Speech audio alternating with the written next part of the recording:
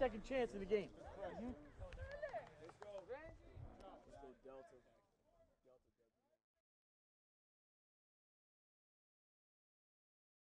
My name is Coach Kyle Ralph. I'm the head football coach at New Palestine High School, New Palestine, Indiana. I'm going to talk to you today a little bit about our 3-3 stack defense, our philosophy, and personnel. My information's here on this sheet. If you need anything from me, please feel free to ask. My email's there. A great way to get a hold of me. If you'd like to make a phone call, that's the phone number to our school. And then my Twitter handle there at the bottom. I know a lot of people like to do that and follow through social media. I love following Coach on there and seeing what people from around the country are doing. This is my 6th year here at New Pal, my 6th year overall as a head coach as well. So who we are, a little bit about us. We're a 5A school here in Indiana. There are 6 classes. 6A is the largest. We are actually a 4A school by enrollment. We've got about 1,175 kids, but we are having to play up a division due to Indiana's success factor, where if you accumulate a certain amount of playoff points in your 2-year cycle, then you have to either go up a division, stay in that division, or if you don't accumulate enough, you actually would go down if you'd moved up previously. We will actually now be there after our state championship this year. We will now be there through the 2020 season.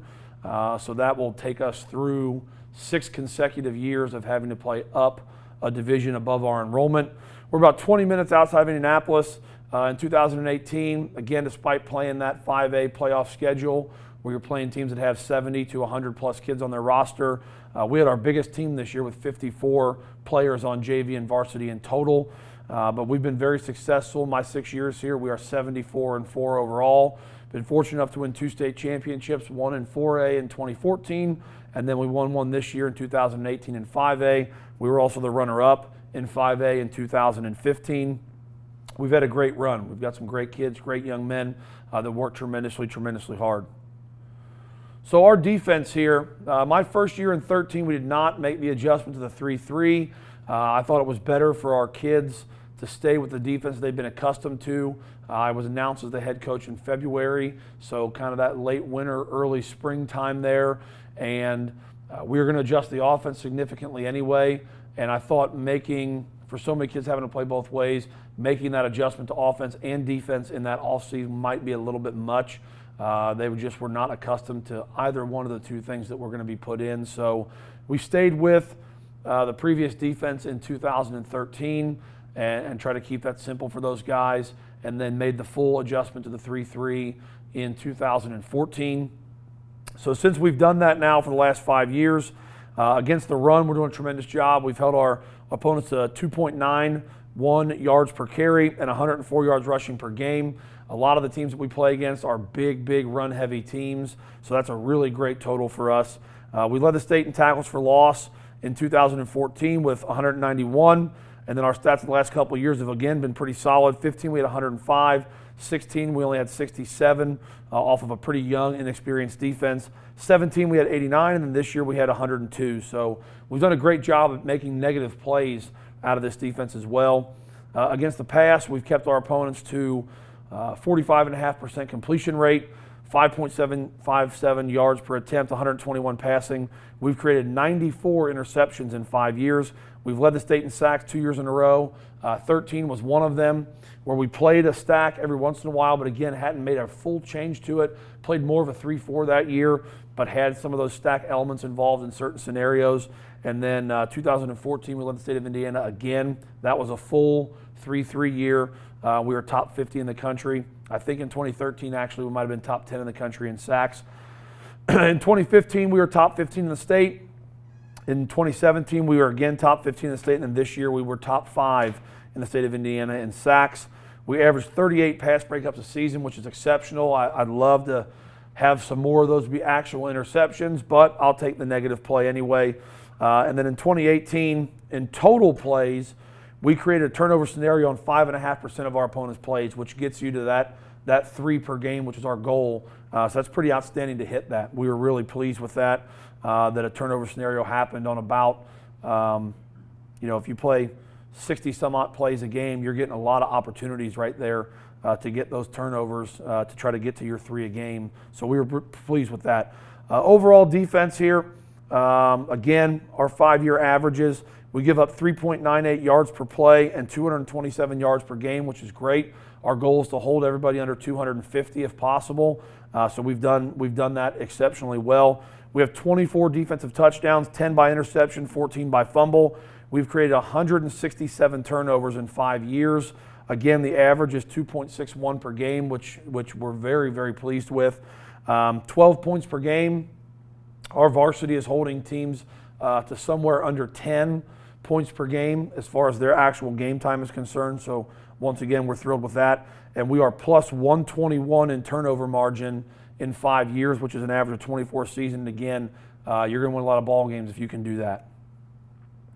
So our defense and what it's all about, we call our defense the Red Rage here. That is something that started way before I got here, actually back in the 1960s and 70s by the Hall of Fame head coach that was here then. I was a 200-win guy, and he started our program here at New Palestine, actually, and nicknamed the defense the Red Rage, and it was something that was very important to me to have an identity for our defense as far as what it meant to play high-quality defensive football here. It was a motto that many of the decades and generations of kids had gone through this school having wanted to play for the Red Rage defense and play great defense here. And it was really important to me to keep that aspect alive.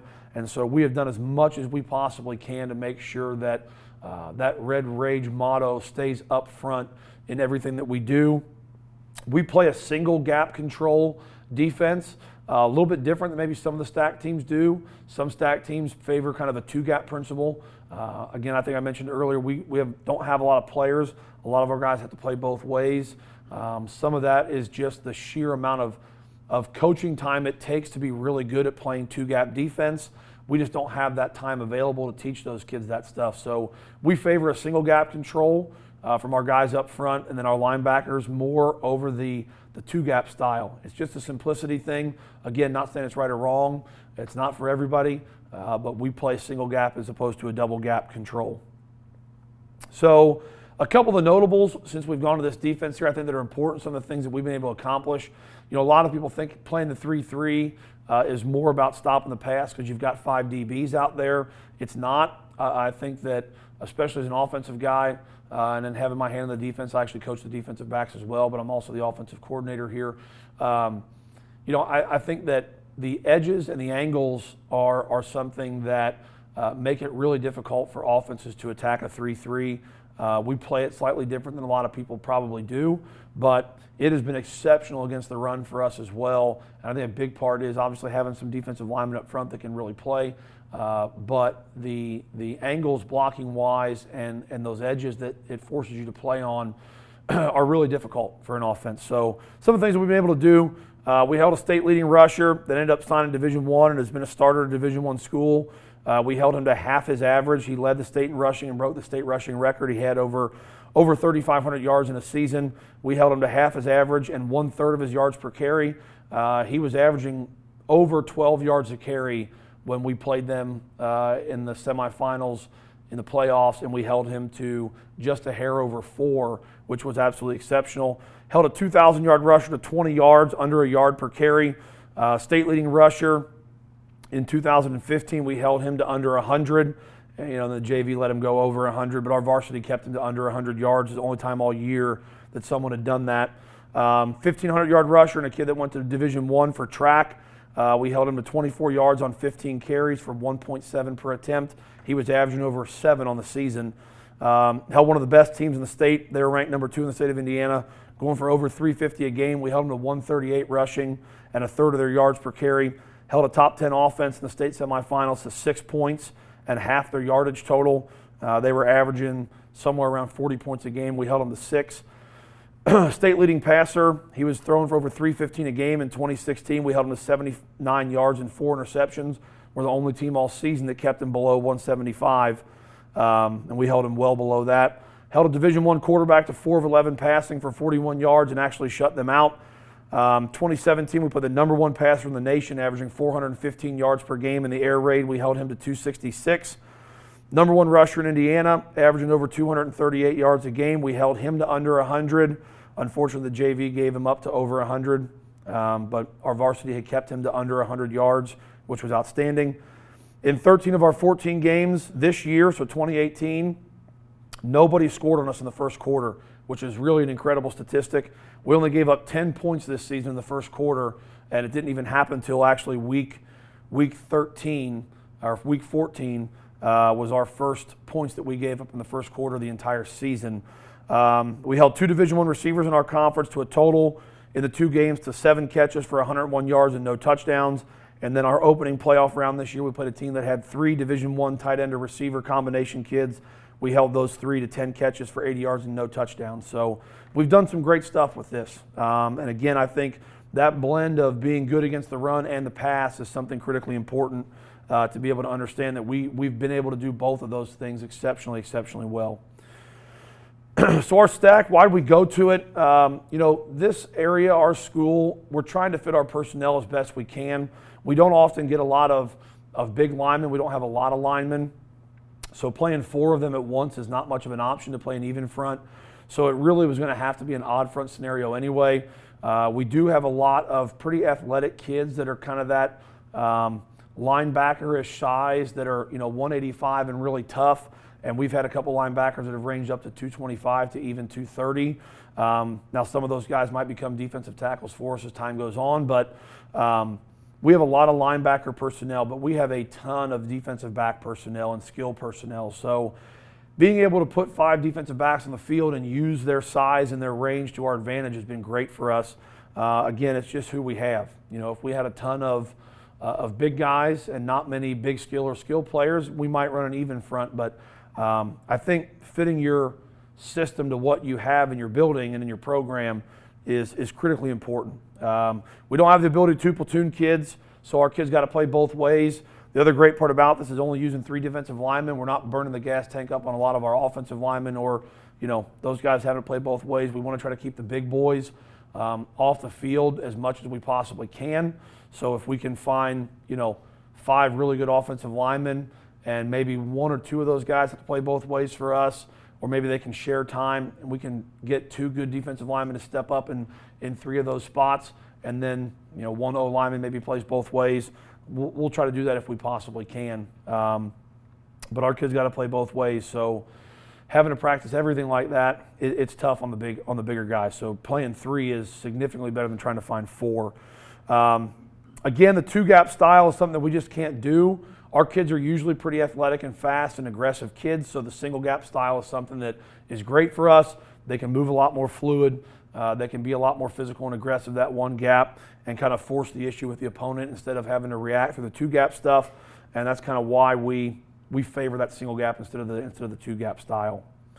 So what does it look like? Again, you can just kind of freeze this screen here if you want to and take a look, but it's a pretty standard 3-3. Most of the time our guys play in 4 techniques with a 0 nose, the linebacker stack right behind them. You can name these guys whatever you want to. People always ask, why do you name them that? We're the Dragons. Our school's the Dragons, so one of our alley safety positions is the Dragon. Our junior high used to be called the Bucks, and so we named one of those guys the Buck. They've since changed themselves to the Dragons as well, but we're going to keep the name Buck anyway. So it's just something specific to our community, something that those guys can kind of rally behind. It's unique to us. You can call them whatever you want to, but that's how they'll line up on just about every single play. We'll line up in a formation pretty similar to that. So what are we looking for personnel-wise here? Our box defenders, 4 techniques. Again, you have what you have. So what we like is obviously a kid who's 6 foot 210 is great for this. Have we played with smaller? Yeah. And we played with bigger? Sure. The biggest thing is they've got to be mobile and they need quick hands. They're going to have to play in the C gap every once in a while. They're going to have to play contain. They need to be able to move their feet. They've got to have great hands to be able to play with leverage. That's the most important thing. You'd like to have 2 guys over there that are both 6'4" and 235 or 240. They're long and rangy and can run, but you don't get that. We don't have that. So you get what you get. The biggest thing is how well do they play with their hands and are they quick off of the ball.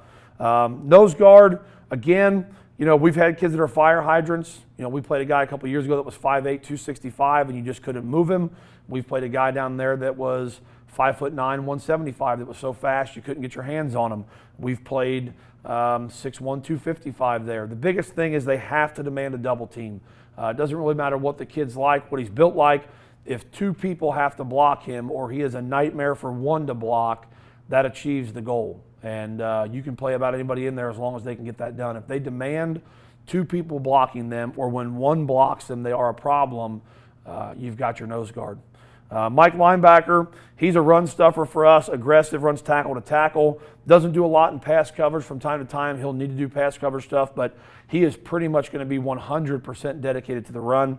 Our stud linebacker, usually our better blitzer, must be solid in coverage skills as well, but he'll be a primary blitzer for us. Our will linebacker, better in pass coverage, a guy that we can flex out. Kind of look for a hybrid kid if we can. Needs to be a solid blitzer still, but we're looking for another guy that can be really good in pass coverage out of that position. And then our shell, our adjuster, this is a huge piece of the defense here. He makes all the calls in the secondary.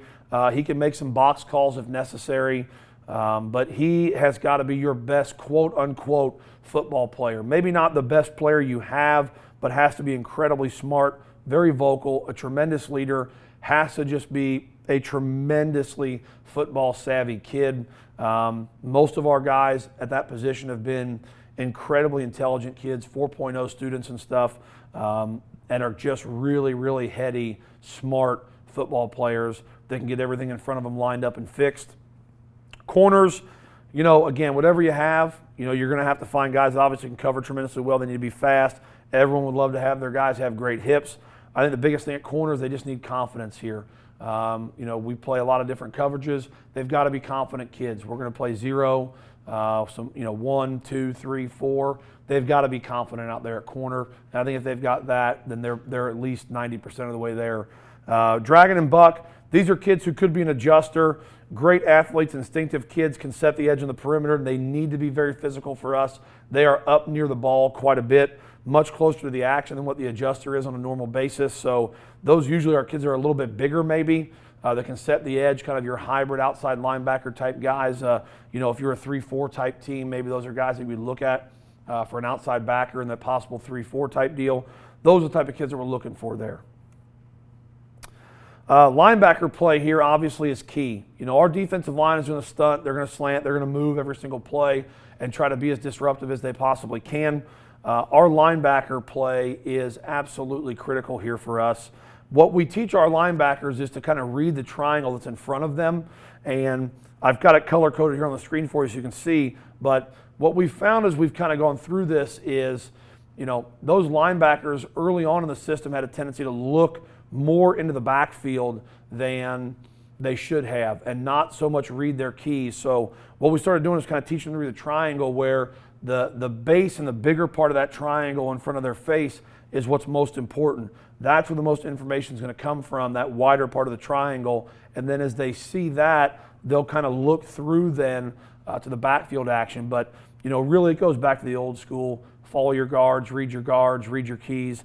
We're trying to get our guys to do those things first and early and read those offensive linemen's blocks and then look towards the point of that cone or that triangle into the backfield last and see what that backfield action looks like.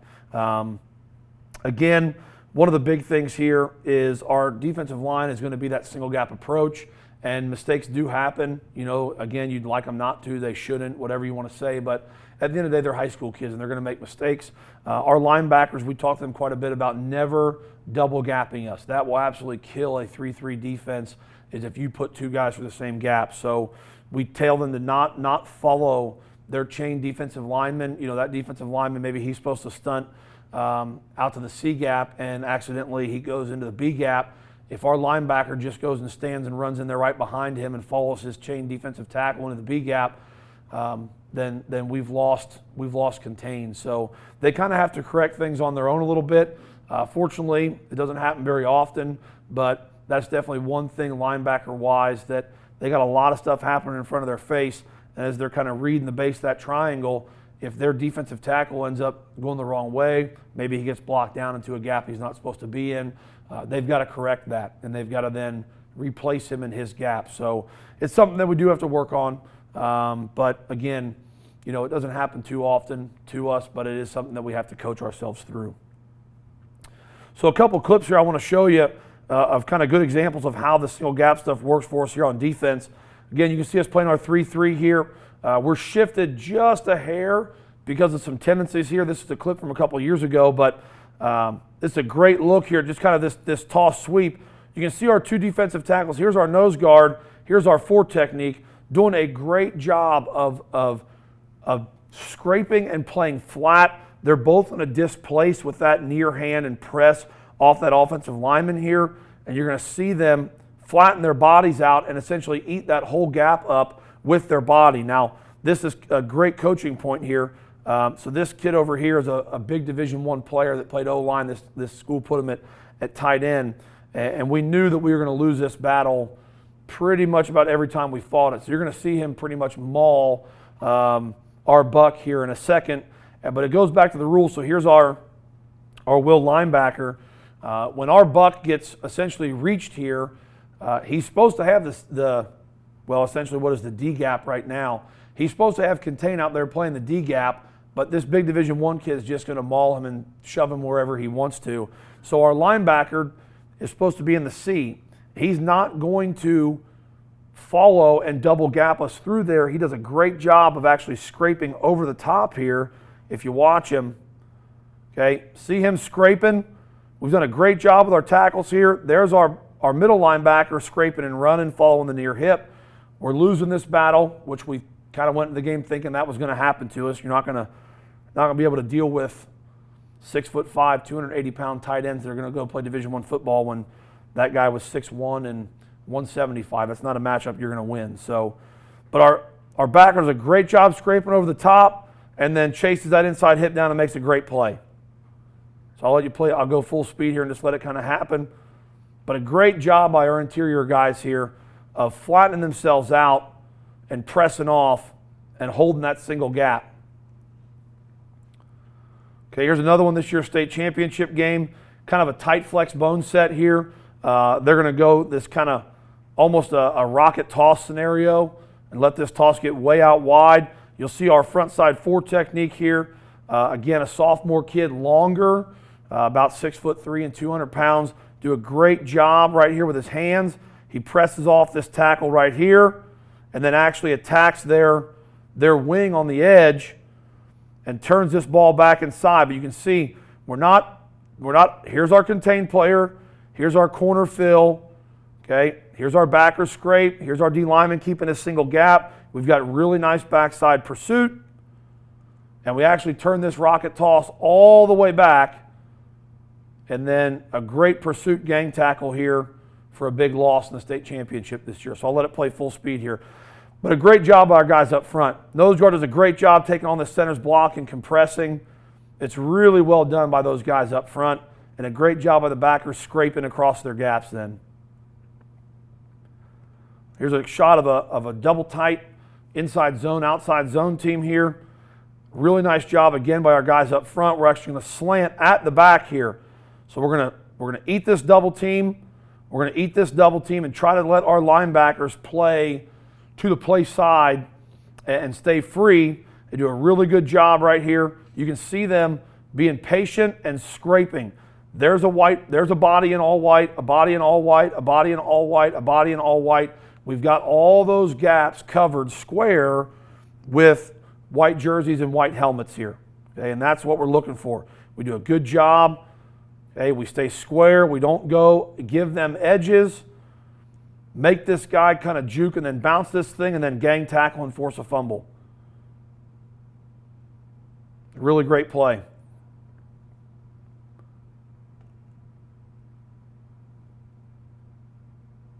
Again, here's one against zone. Okay. We're going to compress this read tackle down. You can see our linebacker step up into his gap. He's going to fit this guard. The nose guard is doing a great job. This is perfect. We're low. We're eating this double team. Okay, we're playing with hands here. All right, we're not chasing behind our defensive tackle right here. We're sitting out here in the C gap where we're supposed to sit. We get the give, and then we attack. Really good fit-up job by our guys. Here's another one. There's a great job on this play by our backer and our nose guard here. I think it's an important piece of the puzzle here as you teach these guys. If you watch our Mike linebacker on this play, when he scrapes, these zone teams especially, but anybody really, is teaching those guys that those gaps are moving, and as you go through this play, you can't just be a line on a piece of paper and be a missile. Those gaps move. So if you watch our Mike linebacker here, he's got to be this front side A gap. Well, that A gap is moving a little bit. And if you watch him rip across and then get square, that's an exceptional job here by that Mike linebacker. We got good fits outside. We're pinning the ball back in. Our nose guard, I'll go back here, does a really nice job on this play if you watch him. So he's playing backside A, and as that zone goes to his right, our left right now, you see him stick his shoulder into that guard there, and then he's going to, that gap's moving, he's going to play. You're going to see him play off this guard right now and refit his gap as it moves here. So you see him stick that shoulder in and then watch him play off that and then get off and make that tackle. It's a really nice job by him. As those guys' gaps move, they move with it. So next up then is our coverages. We run a lot of the base coverages that most teams do from our 3-3 defense. We're going to run primarily cover 3 just because of the fact that we play a lot of run-heavy teams, and we want those 2 alley defenders to be a little bit closer to the box and kind of give us the ability to play a 7 or an 8-man type box there and have some more edge pressure from those guys. But we'll also play cover 2, cover 4, some man free. A lot of this stuff depends upon our defensive backs having a little bit of freedom within the system, the ability to move around some. We also have a couple different coverage checks where we'll have our backside corner. If he's one-on-one, he'll have the ability to call man-to-man in some scenarios, which then allows us to do some different things with our coverage among the other 4 defensive backs there. But this is something you've got to earn. And I think it's really important in our defense. You've got to earn that freedom to be able to do some of those things.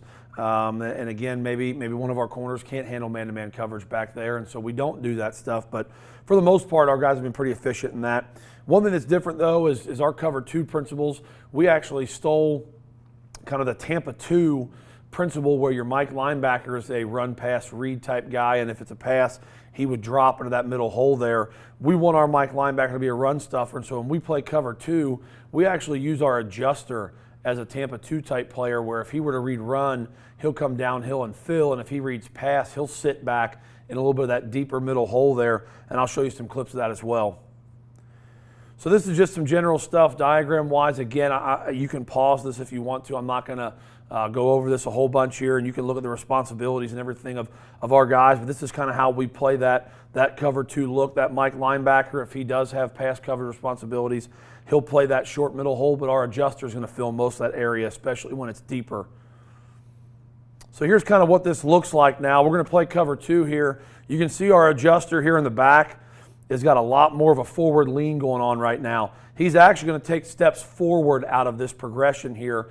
He's a run-first player in our cover 2 look. You'll see our dragon and buck players in the alley are going to drop now to deep half, and he's actually going to step up. Now, if he reads pass, he will then drop back in that deep middle hole, read the quarterback's eyes, and then he'll take kind of what he feels is the most immediate threat at that point based upon that quarterback's initial eye read there.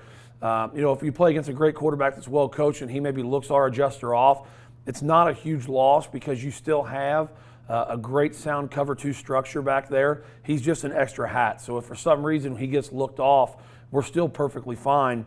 We've got sound coverage there, but we'll show you a couple clips of this here so you can see those first 2 steps downhill. He sees that quarterback get flushed a little bit and then reads his boot on this as he gets flushed a little bit deeper on that boot. And then he'll actually squeeze that thing over and kind of stay on that quarterback's hip pocket and trail these routes here on the backside. Corner does a great job being aggressive on this play out of that cover 2. We're not going to get right up in your face and necessarily just jam you. We'll play a little bit off there. Our corners have kind of adopted a little bit of a shuffle technique as well. We'll teach both. We'll teach a square, we'll teach a shuffle technique, but great plant out of that corner on this one here. And really a nice route for cover 2, actually, this kind of bootleg smash concept here. We ended up covering it pretty well out of cover 2. It's pretty simple. Okay, another look at it here. This is just a great clinic cut. We get a little bit of luck here on this play, but some of that luck is derived from our guys doing a tremendous job.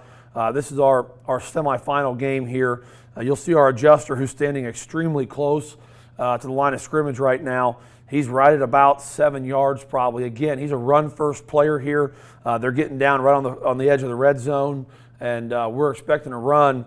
So if they do run it, he'll fill and be the seventh hat in the box, and we still got the cover two behind it, nice and sound.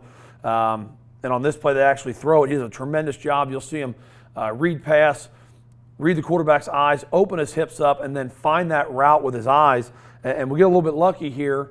Our buck player actually bats this ball, and because our guy has such a great drop here from the adjuster, he ends up batting it right into our guy's hands on a hustle play, and we intercept this pass. So you'll see here, I'm stepping forward and then open the hip, turn his eyes, find the route, and we get a little bit of luck going our way when we bat this ball. But really just an incredible play from our adjuster right there. All the little things that we talk about in cover two are happening here. The tight fit originally, good steps downhill, bail, eyes open, locate the route, and then we get that kind of lucky tip right there and get a huge interception late in the game to pretty much seal it here for us. Okay, here's another look at it. All right, you can see 2 steps forward again. We got a really good cover two look, but right now, this is one where he gets looked off a little bit. You can see him open his hip up, he gets looked off. Quarterback comes over this way. We're still really solid. I mean, we're really good over here. Okay, we're deeper than the deepest on this half of the field. This quarterback is going to, or this corner is going to go ahead and convert here as this guy tries to press outside, and he'll stick with this route. Again, if this guy were to break his feet down, he'd easily be able to pump the brakes here and stick this. But we're in a really good spot. We're underneath here in the hook curl with our backers, and then this quarterback just lobs one up and throws it to us here. Now, we don't get the interception, but that's a really great look at cover two here as far as how we play it in this scheme. All right, same thing. Now, this one a little bit smarter. We're not going to get as much of the run fit here. You're 3rd and 9. All right, but our guy's still going to step up. Now, the reason this is on here, what you're going to see is we're going to lose our field side backer here on this blitz. So the other thing that our adjuster can do in this scenario, again, because we're playing sound cover two behind it, is he's actually going to step down and then fill this hook curl a little bit quicker and kind of make his body and his presence known there so that teams can't just sit down and run a little hitch route right here when we lose these backers. So he's going to fill up the chains here. We don't want to give up a 3rd and 9 by being too aggressive and missing, but he's going to fill down at the chains here and kind of take that route away, and then he forces this quarterback to throw this fade, and our corner fits it up real nice and intercepts this thing. When this guy runs these fades against cover two, if they go outside, we'll go ahead and convert and run with that guy. We don't want him there, but it happens. So if he does get outside of us, we're going to have to convert that and then stick with that particular fade at that point. All right, here's a look at cover three. Again, if you want, you can pause this and kind of read through it and check it all out. Pretty standard cover three. Okay, we got 3 deep, corner, adjuster, corner. Our dragon and buck are going to play the flat. But again, you can pause this and kind of read through all that. This is stuff that we give to our freshmen. The alignments and depths are more geared towards young kids. Obviously, my varsity guys are not going to play 8 yards off in cover three. They can play tighter than that. They're more experienced, more explosive kids. But we want our young guys to have a little bit of success, and so they'll get to know their own boundaries as they get older. But this is stuff that we'll give our freshmen as they come in. Okay, so here's a good look at cover three. All right, down here at the bottom of the screen, this is kind of an air raid concept. You've got your double slant, you've got your curl up top. This dragon is going to press off this inner slant here and then use that momentum to actually press back out and get under slant number 2. It's a really great job of playing cover three. Just because it says you've got the flat does not mean you sprint out to the flat. We're going to go ahead and jam these routes as best we possibly can. He does a really nice job here of carrying this thing into the box, the backers, and then once he's carried it to the linebacker box, he's going to cut it loose, work back out. He gets underneath this second slant route and picks it off and makes a really nice play. Again, just because it says flat, we talk to our guys all the time about this. Don't just go out there and cover grass because grass is out there. You've got rules within this stuff. We always try to jam these guys on the insides if possible, and then once you've carried it into that box, the linebackers will now take that over, and then you can work back out. We call it a soft to hard flat. If no flat route presents itself immediately, which would be a hard flat, then you're going to essentially kind of sit in that hook curl type window and then work through that, and then if a flat route presents itself, you'll work yourself back outside. That's just a really great job by that dragon on this particular play. Okay, again, here's another one from our semi-state game this year. This one is a hard flat scenario. This buck on this side does a great job, though. You know, one thing is we want these guys to throw these arrow routes out here into the flat or you know, whatever. We want that route thrown. Most quarterbacks aren't willing to throw those 2 to 3 yard routes that might turn themselves into 5, 6, and 7s. They want to throw the longer ones, and so we're not going to really snug up on these too tight. we're going to kind of sit between the two and force you to throw the short one, and then we're going to be right there to tackle it at hopefully 2 to 3 yards. That helps us take away some of these routes that are behind you that you can't quite see as a defensive back. The digs, the slants, the curls. If you just go fit up on this arrow really tight right here, then that window is extremely large from the fit the ball into. So he does a great job on this one of not just squeezing this arrow route, sitting in the hole there, and the quarterback ends up throwing the ball right into his chest. And our second defensive play of the game in the semi-state championship, we get a huge pick six. A really good play here. We'll let you go full speed, but a great job by this guy. Again, our corners are doing a good job here. They're up here looking real tight. It looks like it could be a possible man scenario. Everybody's up here real close to the ball, and then they'll start to kind of bail a little bit late. Dealing with RPO type stuff, the more that your guys can move pre-snap, post-snap, I think the more it confuses those RPO teams. We try to do a lot of that stuff. It's kind of the anti-RPO for zone coverage. I think Stack is great for that. Obviously, if you want to stop the RPO stuff, you're going to play cover zero because then those routes are all usually dead. We combat that in zone with a lot of movement, and you'll see our guys, again, on this one do a really great job of moving themselves around. You've got the 3 deep, and you've got, depending upon how many you blitz, you've got at least 3 underneath down here. Okay, here's another one. This time we decided to stay in cover 3 to trips. They're kind of into the boundary a little bit here with this formation, so we don't call any kind of a check here. And our linebacker does a great job of getting out there quick in a passing scenario on 3rd and long. Okay, we've got 3 deep. There's our 2 guys underneath. One here's jamming 2. Here's the other guy just kind of keeping this hook curl clean underneath this number 1 receiver here. Our Mike linebacker does a great job of getting out in the hook curl fast on this one. And quarterback not expecting that, just throws one right into our chest here. That's a great drop by our linebacker to pick up that 3rd route right there.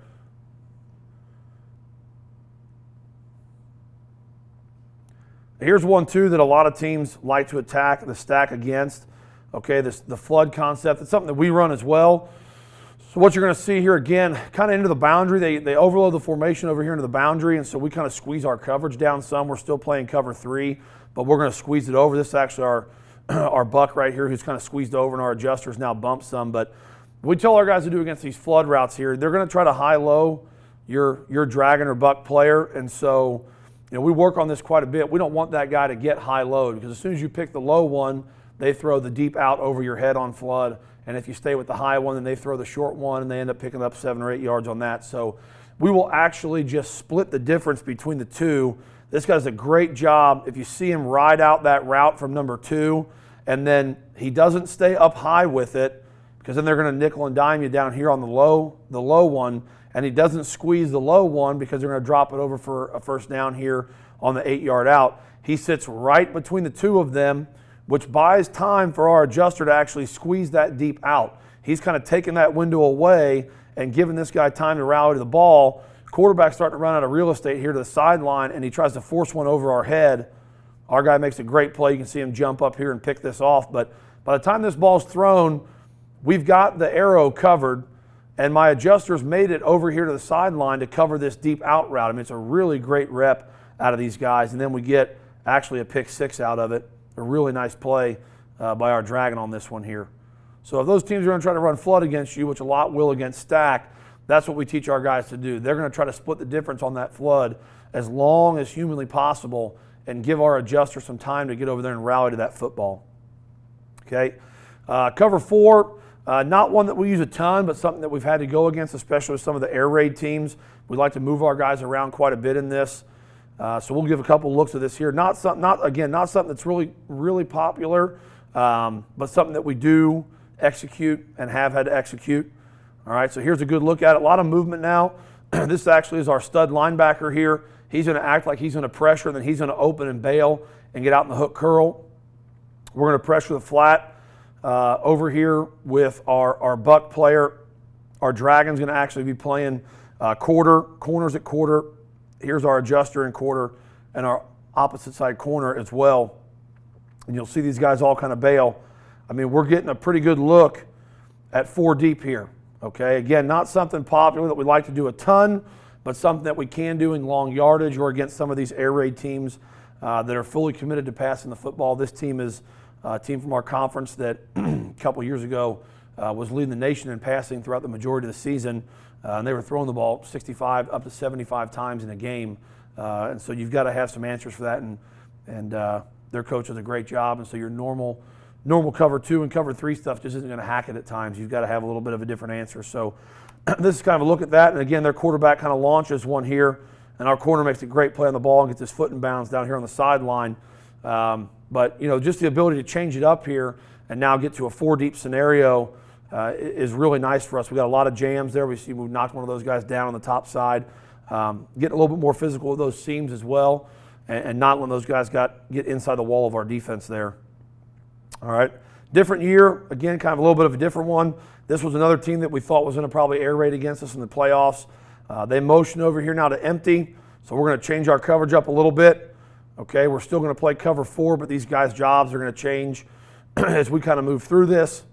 Now they motion, so they've motioned out of the backfield to trips. Now they bring the one guy across, they motion over to quads, so we're going to play quarter, flat. He's out in the hook curl, quarter. He's going to pretty much be man back here, but essentially similar, just quarter coverage on the opposite side. We do a really great job of being physical down here at the bottom. We get our hands on this little seam here in the hook curl. The quarterback's got nowhere to throw the football, so he has to eat it, and we get a little grounding penalty here as well. Okay, again, just trying to be versatile with what we do and have answers to problems. A lot of these teams that want to go empty, we're going to have something like this in the game plan. Obviously, a lot of motioning here on this one, but our guys communicate really well and then transition through the process of their responsibilities together, and we get a really nice cover 4 rep out of this. Okay, and lastly, man-to-man. Again, it's man-to-man coverage. It's pretty simple stuff as far as the responsibilities are concerned. If we get a 2x2 look, our adjuster is a free hat. If we get 3x1, the adjuster has to go be part of the equation and cover the third guy over there. Again, you can pause and go over our rules here as you want to. Okay, but here we go. This is the state runner-up year. This is our state championship game. All right, they're going to motion a guy over. We're going to have to bump this now, so that man-to-man responsibility is going to have to pass along. All you see our guys kind of shifting over. They try to throw a real quick tunnel screen over here to the opposite side. And in man-to-man coverage, again, we should be pretty good and pretty aggressive at this. We do a really nice job of getting really physical with this block and kind of switching it off and making a great tackle here for loss on this tunnel screen. Again, it's about communication. Man-to-man is not that difficult, just making sure that you know who you've got, and then obviously use good technique and play physical in that type of coverage. This is a good example of it against a run scenario here, how it can kind of buy us that extra hat now. So here's our adjuster again. This is our dragon who's going to be man-on-man with this wing here. Okay, and then our adjuster really has got the back out of the backfield late. If our linebacker to that side were to blitz, he would then pick that up.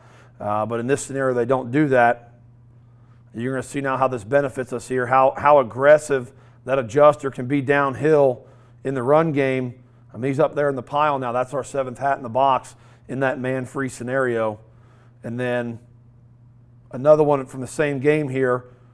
All right, you've got a third possible receiver on this side of the field, which would be the adjuster's guy. If he goes out for a pass or he were to motion, we may have to pass this thing along. But you can see again against the run, that guy's going to appear as if he's running an ISO downhill, and our adjuster is essentially going to mirror that guy's movement. So as soon as he leads up in there to fill, our adjuster's downhill. He's at the line of scrimmage making that tackle. All right, so you can see him right there. Line of scrimmage is the 20. He's hitting the ball carrier at the 20-yard line.